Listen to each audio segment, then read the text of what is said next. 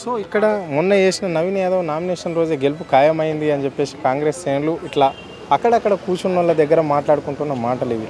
అంటే దాదాపుగా ఆయన నామినేషన్కు వందలాది మంది వేలాది మందిలలో కదిలి రావడం అనేది జరిగింది. ఆయన అభిమానులు కావచ్చు, వాళ్ళ నాన్న అభిమానులు కావచ్చు, ఇక్కడ రేవంత్ రెడ్డి అభిమానులు, మళ్ళీ కాంగ్రెస్ పార్టీకి సంబంధించిన నాయకులు కూడా చాలామంది రావడం అనేది జరిగింది. కాబట్టి ఒక 30,000 ఓట్ల మెజార్టీతో గెలవబోతుండు అని చెప్పేసి కూడా కాంగ్రెస్ శ్రేణులు ధీమా వ్యక్తం చేస్తున్నారు.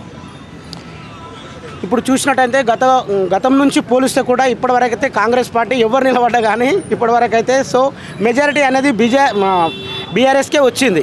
సో కాబట్టి ఇప్పుడు కూడా బీఆర్ఎస్ఏ గెలుస్తుందని అందరూ ప్రజలు కూడా అనుకుంటున్నారు. Okay, right. ఇంకో విషయానికి వస్తే ఇక్కడ బీజేపీకి ఎట్లుండబోతుందన్న, ఇప్పుడు బీజేపీ కూడా ప్రధాన పార్టీ, ఇక్కడ ఆ వారు కూడా ప్రచారంలో ముమ్మరకంగా భాగంగా అయిపోయారు. మళ్ళీ ఇక్కడ నిరుద్యోగులు కూడా ఇక్కడ నామినేషన్ వేయడం జరిగింది. మరి ఎట్లుండబోతుంది, ఈ ఎఫెక్ట్ ఏ విధంగా ఉండబోతుంది, ఎఫెక్ట్ ఉంటే ఏ పార్టీ మీద పడబోతుంది? జనరల్గా చెప్పాలంటే మరి బీజేపీ అంటే జూబ్లీస్లో చాలా అంత ఎంకరేజ్మెంట్ చేయరేమో అని నేను అనుకుంటున్నాను.